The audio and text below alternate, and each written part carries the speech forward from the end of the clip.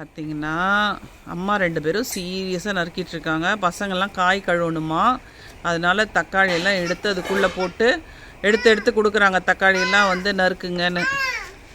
அம்மா அவங்க அவங்க அம்மா கிட்ட கொடுக்குறாங்களாம் தக்காளி அவங்க அம்மா. ஓகே குட்டீஸ், உங்கள் வேலை முடிஞ்சிடுச்சா? கீழே விழுந்துச்சு பார். ஓகே, அதில் 2 தக்காளி இருந்துச்சா, எப்படியோ எடுத்து போட்டுறணும்னு போடுறாங்க பாருங்கள். பால் மாதிரி போடுறாரு. உருளைக்கிழங்கெல்லாம் வந்து போடுறாரு. உருளைக்கிழங்கு கழுவணுமா? உருளைக்கிழங்கு வந்து நறுக்கிடுங்க, பட்டாணி போட்டு ஃப்ரை பண்ணிக்கலாம் பசங்களுக்கு. ஆமாம், தனியாக அது ஃப்ரை பண்ணிக்கலாம். ஆமாம், 2 பேரையும் ஒரு வழியாக வந்து நாங்கள் இங்கே உட்கார வச்சுருக்கோம். ஆமாம், என்னமோ கேட்குறாரு அவர். இருங்க, அவங்களுக்கு சாப்பிட்றதுக்கு வாங்கிட்டு வராங்க. சரி, நாங்கள் சாக்லேட் வாங்கி கொடுக்க மாட்டோம், உங்களுக்கு முறுக்கு வாங்கி தரோம் நாங்கள். ஓகே, கடன் ஆகிட்டே இருக்குது. 2 வந்து மாட்டுக்கு வச்சுருக்காங்க. அது பொங்குதான். அக்கா பொங்குறதை காமிங்க எங்களுக்கு. பொங்கல் வந்து ஒரு இதில் பொங்க ஆரம்பிச்சிருச்சு. எல்லாம் வேகமாக காய் நறுக்கிட்டு இருக்கிறாங்க. மேலே குட்டீஸ்லாம் வம்பு பண்ணிகிட்டு இருக்கிறாங்க. லக்ஷ்மி அக்கா ஒரு இது இறக்கிட்டாங்க. வேகமாக ஆகிட்டு இருக்குது. இப்போ வேலை செய்கிறவங்க தான் கம்மி. இப்போ அடுப்பு வேகமாகிடுச்சு இப்போது, இல்லை?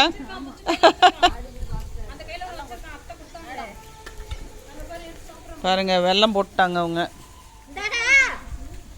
நம்ம நாட்டு சக்கரை வந்து ரெடி ஆகிட்டு இருக்குது. போட்டு பொங்கலுக்கு ரெடி பண்ணிட்டாங்க.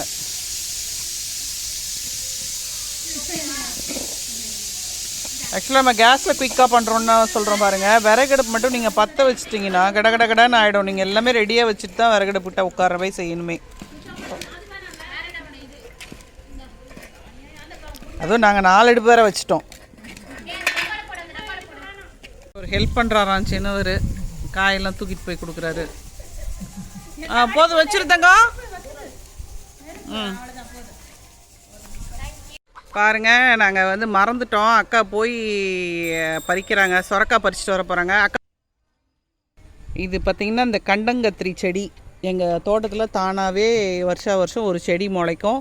அதில் அத்தனை கத்திரிக்காய் இருக்கும். நாங்கள் அப்படியே அதை விட்டுருவோம், யூஸ் பண்ண மாட்டோம். இந்த வாட்டி தான் அதை எப்படி யூஸ் பண்ணுறதுன்னு கற்றுக்கிட்டு நாங்கள் பண்ண போகிறோம். யாருக்காவது இதை எப்படி யூஸ் பண்ணணும் அப்படின்னு தெரிஞ்சால் சொல்லுங்கள். ஏன்னா இது மருந்து. ஒரு சேனலில் நான் பார்த்தேன், அவ்வளோ கத்திரிக்காயை எடுத்து போட்டு சமையல் பண்ணாங்க.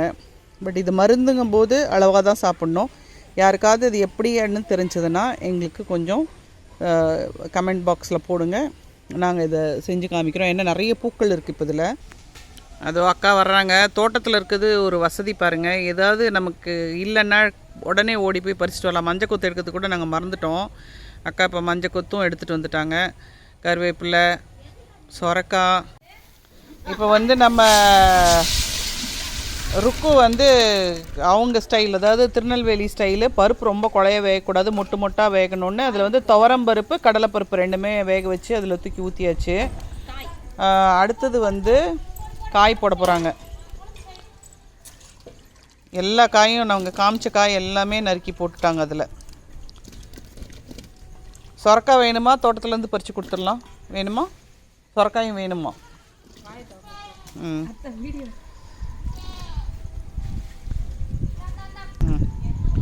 இப்போது இந்த காயெல்லாம் நீங்கள் தாளிக்க மாட்டீங்களா? தாளிக்க மாட்டோம். இது எல்லாமே கொதிக்க வச்சு லாஸ்ட்டாக வெங்காயம், கடுகு, கருவேப்பிலை போட்டு தாளிச்சு ஊற்றிடுவோம். ஓகே, குழம்பு முடியும் போது. ஓகே, தொட்டுக்கிறதுக்கு அப்பளம் பொரிச்சுக்கலாம், நல்லாயிருக்கும். தொட்டுக்கிறதுக்கு அப்பளம் பொரிச்சுக்கலாம். சூப்பர். இப்போ வந்து வெங்காயம், தக்காளி அது கூட தாளிக்க மாட்டிங்களா? அது கூட இப்போ மேலேருந்து இப்போ எடுத்து போடுறோம். ஓகே, பாருங்கள் கொஞ்சம் வந்து எல்லாத்தையுமே போடுறாங்க. பார்க்கலாம் இது எப்படி டேஸ்ட் இருக்குன்னு. ஆக்சுவலாக நாங்களும் இது பண்ணுவோம், பட் எல்லாத்தையும் தாளித்து விடுவோம். இவங்க தாளிக்காமலே போடுறாங்க. நான் தாளிக்காத நாட்டுக்கோழி குழம்பு பண்ணுவேன், அது மாதிரி வந்து இவங்க தாளிக்க மாட்டேன்றாங்க. கடைசியாக தாளித்து ஊற்றினா ரொம்ப நல்லாயிருக்கும்னு சொல்கிறாங்க. அதுக்குள்ளே 2 குட்டீஸை மேனேஜ் பண்ணணுங்கிறதுக்காக அங்கே போய் 2 பேரையும் வந்து தோட்டத்தில் இருக்கிற இலத்தலை எல்லாம் பறித்து கொடுத்து எங்ககிட்ட வேண்டாத இருக்கிற ஐட்டம்ஸ் எல்லாம் வச்சு விளையாட வச்சுக்கிட்டு இருக்கிறாங்க அந்த பக்கம் லித்திகா. ஸோ இப்போ வந்து ரொம்ப குயிக்காக நடந்துகிட்ருக்கு. இப்போ 4-5 பேர் சேர்ந்து செய்யும்போது ரொம்ப நல்லாயிருக்கு. இந்த தருணத்தில் ஒரு செய்தி உங்களுக்கு சொல்லணும். நம்ம இப்போ என்னடான்னா, நம்ம வந்து தாளிக்கும் போது எண்ணெயோட டெம்பரேச்சர் ரொம்ப ஹை ஆகிடும். அப்படி எண்ணெயோட டெம்பரேச்சர் ஹை ஆகும்போது நமக்கு கொலஸ்ட்ரால் வந்து ஃபார்ம் ஆகும். அது அப்படியே கோச்சிக்கிட்டே இருக்குது பாருங்கள் குழம்பு.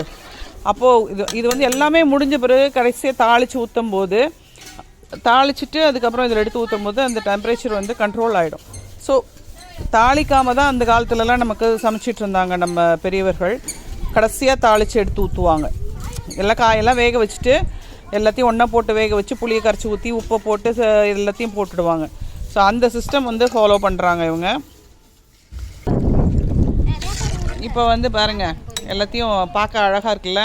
மஞ்சத்தூள்லாம் போடல, அப்படியே தான் வச்சுருக்காங்க. இனிமேல் தான் எல்லாம் போட போகிறாங்க போல இருக்குது. நல்லா பார்க்கறதுக்கே நல்லா இருக்குது.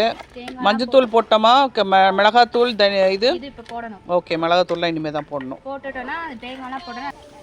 இது வெந்துட்டுருக்க நேரத்தில் சக்கரவள்ளி கிழங்கு வந்து அண்ணா சுட்டுட்ருக்கிறாரு. இந்த அடுப்பில் சாப்பாடு, அந்த அடுப்பில் வந்து குழம்பு வெந்துக்கிட்டு இருக்குது. இப்போது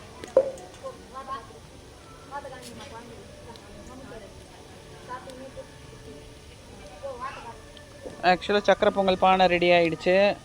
இது சாதம், இது வந்து நமக்கு குழம்பு. இதில் வந்து இன்னும் தேங்காய் அரைச்சி ஊற்றணும் இல்லையா? ஓகே. அக்கா வந்து வேகமாக தேங்காயை வந்து கீறிக்கிட்டு இருக்காங்க. சின்ன வெங்காயமும் தேங்காயும் இப்போ போட்டு அரைச்சிட்டு எடுத்துகிட்டு வந்து அந்த குழம்புல ஊற்ற போகிறாங்க. சாதமும் ரெடி ஆகிட்டே இருக்குது. நாங்கள் பாருங்கள், பகலில் ஆரம்பித்தோம். அதாவது பகல்னால் ஒரு 3:30 மணிக்கு ஆரம்பித்தோம். மணி இப்போ 6 ஆக போகுது. அண்ணன் வந்து இதை சுட்டுக்கிட்டு இருக்கிறாரு உட்காந்து. குழந்தைங்களுக்கெல்லாம் கொடுக்கலான்னு சொல்லிட்டு சக்கரவள்ளி கிழங்கு சுட்டுட்ருக்காரு. தேங்காய், சீரகம், சின்ன வெங்காயம் மறைச்சி ஊற்றிட்டாங்க. தாளித்து கொட்ட போகிறாங்க. தாளிப்புக்கு நல்லா கொஞ்சம் வரமிளகா கொஞ்சம் அதிகமாக போட போகிறாங்க. சூப்பராக கொதிக்குது, மணக்குது குழம்பு. நாங்கள் 4 மணிக்கு ஆரம்பித்தோம், இருட்டிடுச்சு. ஸோ அதனால் என்னுடைய இன்னொரு டார்ச் லைட்டில் தான் வச்சு உங்களுக்கு காமிக்கிறோம். ஸோ மாட்டுக்கு சாமி கும்பிட்டுட்ருக்காங்கக்கா.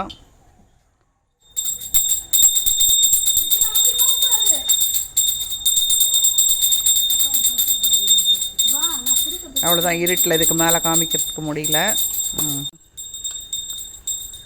ஓகே, இருட்டிலே தாளித்து ஊற்றுறோம். அந்த பக்கம் அக்கா வந்து மணி அடிச்சிட்டு வராங்க.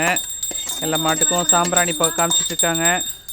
குட்டீஸ் எல்லாமே ரெஸ்ட்லெஸ் ஆகிட்டாங்க. சாம்பார் ரெடி ஆகிடுச்சு, மணக்க இருக்குது. அப்பளம் பொரிச்சிட்டாங்க. கடைசியாக என்ன தாளித்து விட்டீங்க இந்த குழம்புக்கு?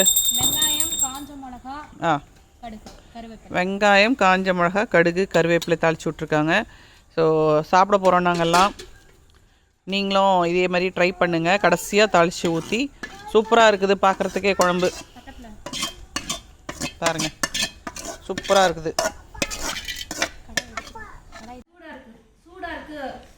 எல்லோரும் சாப்பிட உட்காந்தாச்சு.